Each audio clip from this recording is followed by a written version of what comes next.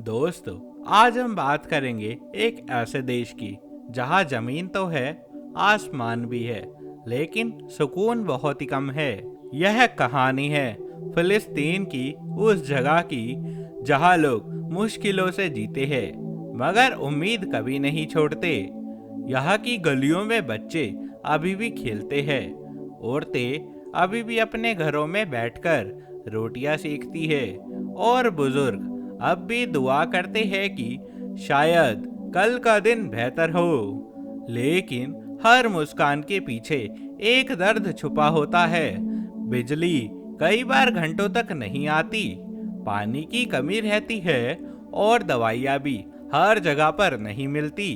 फिर भी इन सब परेशानियों के बीच भी लोग जीना जानते हैं। फिलिस्तीन के लोग अपनी मिट्टी से उतना ही प्यार करते हैं जितना कोई माँ अपने बच्चे से करती है। यहाँ के जैतून के पेड़ सिर्फ पेड़ नहीं, बल्कि सदियों से जिंदा उम्मीद के निशान भी है। समुद्र किनारे बैठा मछुआरा जब अपने जाल में कुछ मछलियाँ पकड़ता है तो उसके चेहरे पर वही मुस्कान झलकती है जो किसी अमीर के पास भी नहीं होती। फिलिस्तीन सिर्फ एक जगह नहीं, ये एक जज्बा है, सब्र है, मोहब्बत और उम्मीद का। यहाँ के लोग टूटी छतों के नीचे भी आसमान को देखकर मुस्कुरा लेते हैं, क्योंकि उन्हें यकीन है कि हर अंधेरी रात के बाद सुबह जरूर आती है। दोस्तों, फिलिस्तीन पूर्वी भूमध्य सागर के किनारे बसा हुआ एक खूबसूरत और बेहद ही प्यारा देश है, और ये मुख्य रूप से दो हिस्सों में बटा हुआ है, वेस्ट बैंक और गाजा पट्टी। नक्शे पर इसे आसानी से देखा जा सकता है। वेस्ट बैंक जॉर्डन नदी के पास और गाजा छोटी किनारी पट्टी है जो मिस्र और इज़राइल के पास में स्थित है। और अगर क्षेत्रफल की बात करें तो फिलिस्तीन का क्षेत्रफल और सीमाएं समय और राजनीति के साथ में बदलती रहती है। आबादी के मामले में यहाँ पर करीब 45 लाख लोग बसे हुए हैं। ज्यादातर लोग अरबी भाषी मुसलमान हैं, और यहाँ सूफी और सुन्नी परंपराएं बहुत ही आम है। कुछ जगहों पर यहूदियों के भी समुदाय और बस्तियां दिखाई देती है, मगर ऐतिहासिक कारणों से धार्मिक पहचान बहुत ही संवेदनशील विषय मानी गई है। शिक्षा की बात करूँ तो फिलिस्तीन में साक्षरता दर काफी अच्छी मानी जाती है। कई बच्चे स्कूल जाते हैं और युवा विश्वविद्यालयों में पढ़ना चाहते हैं, मगर जो बात इसे मुश्किल बनाती है वह है युद्ध। यहाँ पर यात्रा में रुकावटें, संसाधनों की कमी और बार बार विस्थापन की वजह से पढ़ाई में काफी बाधाएं आती है। कई बार बच्चे स्कूल छोड़कर काम करते हैं या फिर अस्थायी कक्षा में पढ़ना लगते हैं। लोगों की रोजमर्रा की हालत अक्सर कठिन होती है। बिजली कटती है, पानी और दवाइयों की कमी है, बेरोजगारी ज्यादा है, और घरों की तबाही आम हो गई है। फिर भी फिलिस्तीन के लोग आशा नहीं छोड़ते। वे खेती, हस्तशिल्प, बाजारों और समुद्री मछली पकड़कर अपना गुजारा करते हैं। महिलाएं, बुजुर्ग और युवा समुदाय को सहारा देते हैं और त्योहारों व परंपराओं में दिल से जुड़ना पसंद करते हैं। फिलिस्तीन के लोग बहुत ही साधारण जिंदगी जीते हैं। उनके दिन दूसरों की ही तरह छोटे छोटे कामों से भरे होते हैं। नाश्ता, बच्चों को स्कूल भेजना, बाजार जाना, खेतों में काम करना या दुकानें खोलना परिवार और समुदाय का बहुत ही बड़ा रोल है। मिलजुल कर मदद करना यहाँ पर एक रीति भी मानी जाती है। यहाँ का खाना ताजी और जमीन से जुड़ा होता है। रोजमर्रा में लोग रोटियां, चावल और दाल खाते हैं। खास व्यंजनों में यहाँ पर फलाफल, हम्स, मसमखला, मुल्ला और कनाफा प्रसिद्ध है। जैतून का तेल हर घर की शान है। सलाद हो या रोटियों पर लगाना, जैतून का तेल बहुत ही पसंद किया जाता है। जातार जैसी मसालेदार चीजें ब्रेकफास्ट में मिलती है। समुद्र के किनारे रहने वाले लोग मछली भी खूब खाते हैं। खासकर गाजा में मछली खाने की परंपरा मौजूद है और त्योहारों पर यहाँ पर मेज भी भर जाती है यहाँ के लजीज खाने पीने से। दोस्तों, पारंपरिक तौर पर तो खेती सबसे बड़ा स्रोत रहा है।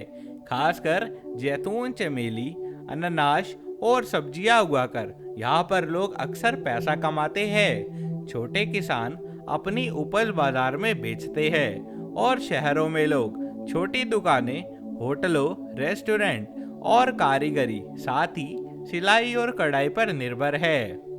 दोस्तों, अगर हम फिलिस्तीन की बात करें तो उसका दिल है यरूशलेम, जिसे अरबी में अल कुदस भी कहा जाता है, यानी एक पवित्र शहर।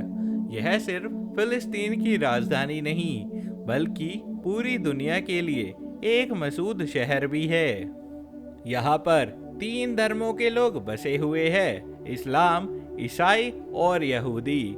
मुसलमानों के लिए यहाँ मौजूद मस्जिद काफी ज्यादा अहम है। यही वो जगह है जहाँ पर हजरत मोहम्मद का मिराज शुरू हुई थी। ईसाई धर्म के लिए यह वो जगह है जहाँ पर ईसाई लोग उनका पूर्ण स्थान बसाया करते हैं। वहीं यहूदियों के लिए ये वेस्टर्न वॉल सबसे ज्यादा पवित्र स्थान है। दोस्तों, शहर के पुराने हिस्से को ओल्ड सिटी भी कहा जाता है, जिसकी दीवारें सदियों पुरानी है।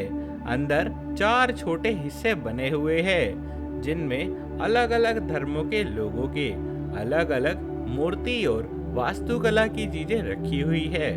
हर कोना अपनी खुशबू, अपनी बोली और अपने इतिहास से भरा हुआ है। लेकिन अगर हम यहाँ के लोगों की जिंदगी की बात करें तो हालात बहुत ही आसान नहीं है। यरूशलेम 2 हिस्सों में बटा हुआ एक खूबसूरत शहर है।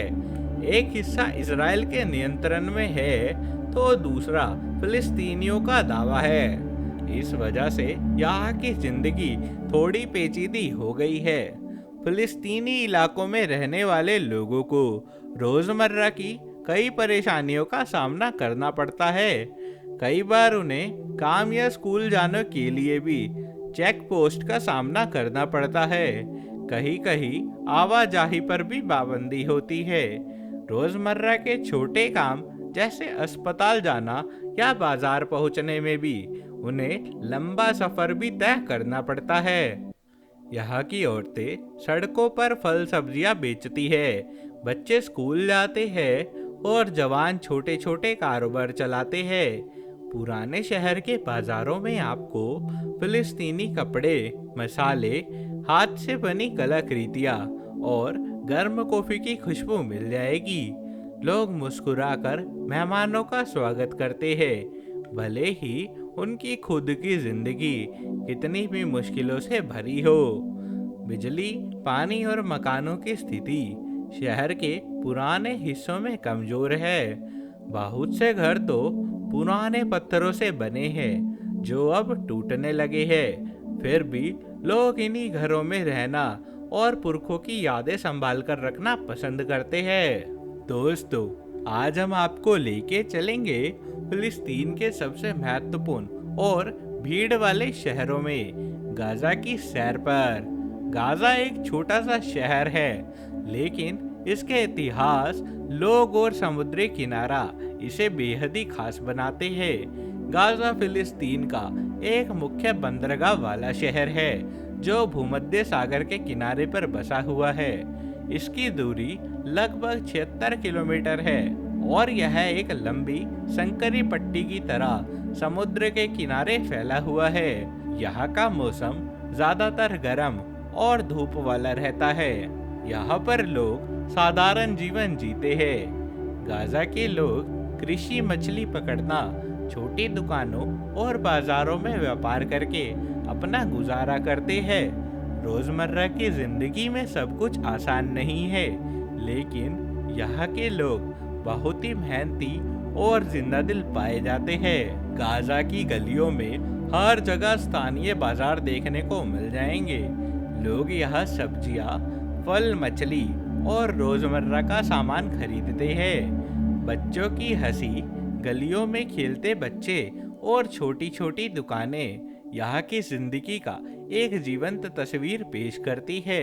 गाजा का समुद्री किनारा इसे और भी खास बनाता है।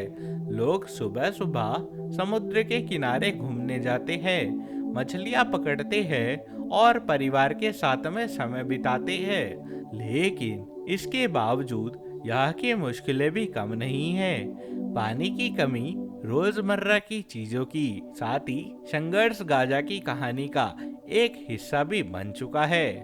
दोस्तों, गाजा में रहना उतना ही चुनौतीपूर्ण हो सकता है, क्योंकि यहाँ की सुरक्षा स्थिति कभी कभी अस्थिर रहती है। यहाँ पर आप यात्रा करने का अगर सोच रहे हो तो पहले ये योजना बनाना और खबरों पर नजर जरूर रखना। गाजा में होटल और छोटे गेस्ट हाउस, लेकिन उनकी संख्या सीमित है, इसलिए पहले से आपको बुकिंग करनी पड़ेगी, जो कि आपके लिए एक सुरक्षित तरीका हो सकता है। बिजली और पानी की सप्लाई कभी कभी यहाँ पर रुक जाती है, इसलिए थोड़ा धैर्य और तैयारी जरूरी है। खाने पीने की बात करें तो चीजें आसानी से मिल जाती है, लेकिन कुछ खास या विदेशी चीजें बहुत ही महंगी और मुश्किल से मिलती है। स्थानीय लोग मेहमान नवाज और मददगार है। यदि आप उनकी रीति रिवाजों और संस्कृति का सम्मान करेंगे तो आपको उनके सहयोग और मदद आसानी से मिल जाएगा। रोजमर्रा का जीवन थोड़ा कठिन है, क्योंकि पानी, बिजली और रोजमर्रा की जरूरतों की कमी रह सकती है, इसलिए बिना गाइड या स्थानीय संपर्क के अकेले घूमना आपके लिए भी मुश्किल हो सकता है। समुद्र किनारे और सुरक्षित बाजारी वाले इलाकों में घूमने के लिए अच्छे और सुरक्षित विकल्प होने चाहिए। यात्रा के दौरान छोटी छोटी चीजें जैसे पानी, हल्का खाना और टॉर्च अपने साथ रखना फायदेमंद हो सकता है। गाइड के साथ जाना और सुरक्षित क्षेत्रों में रहना सबसे अच्छा हो सकता है। गाजा में रहना कठिन जरूर है, लेकिन अगर आप सही से तैयारी करते हो तो आपकी ये यात्रा वहाँ के लोग, उनकी संस्कृति और समुद्री सुंदरता का अनुभव बहुत ही खास हो सकता है। फिलिस्तीन के गांव में और शहरों में जीवन काफी अलग है।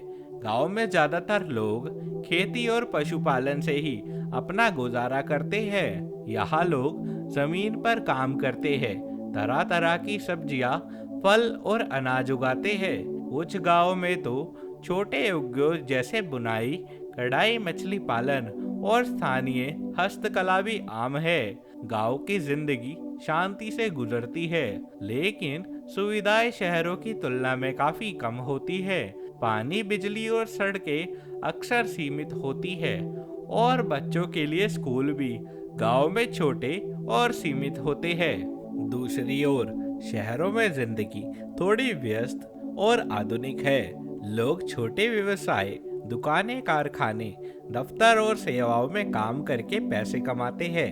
कुछ लोग डॉक्टर, शिक्षक, सरकारी कर्मचारी या व्यापारी होते हैं। खाने पीने, कपड़े और दैनिक जरूरतों पर खर्चा गांव की तुलना से थोड़ा ज्यादा हो सकता है।